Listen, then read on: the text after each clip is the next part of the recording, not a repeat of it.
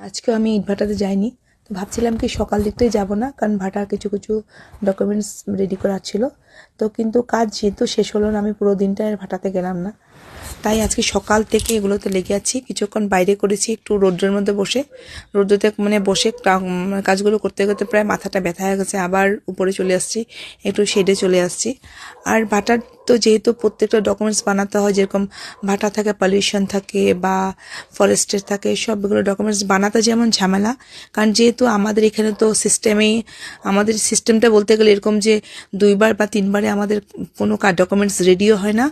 কারণ যেহেতু ডকুমেন্টস বানাতেও 2-3বার যেতে হবে, প্লাস রেডি হয় না যেহেতু আবার এসে ফোন করতে হবে 15 দিন পরে অন্তর অন্তর।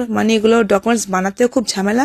আর প্রায় বলতে গেলে 2-3 মাস পরে পরে আবার বিভিন্ন দিকে, যেমন এসডিওর এখানে কিছু ডকুমেন্টস সাবমিট করো, বা ফরেস্ট ডিএফ অফিসে, ফরেস্ট অফিসে, আদারগুলো লেগে, বা ডিসি অফিসে কিছু কিছু নোটিশ মাঝে মাঝে চলে আসে। এগুলো 5টা 6টা ডকুমেন্টস আবার ওইদিকে সব সাবমিট করো। তাই এগুলো সবগুলো মিলিয়ে এগুলো কাজগুলো খুব বেশি হচ্ছে দেখে, তো ঘরে বসে বসে করতে করতে প্রায় চোখ ব্যথা হয়ে গেছে। তো ক্লান্তই হয়ে গেছি, ঘুমিয়ে পড়ছি। তো ভাবলাম কি কিছুক্ষণ একটু এদিকে বাগানে একটু হাঁটাহাঁটি করলে চোখটা আমার একটু রিল্যাক্স হবে।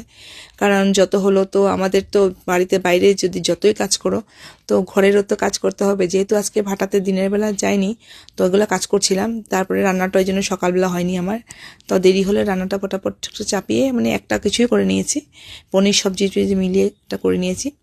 আর যেহেতু বিকালবেলা যাইনি, তো ভাবলাম কি আছি যখন একটু গরম গরম কিছু ভেজে খাওয়া যাক। তো আজকে আবার একটু গরম গরম মালপোয়া ভেজে নিয়ে সবাইকে চাটা দিয়ে দিলাম, আর নিজেও চা খেয়ে নিলাম। বাস।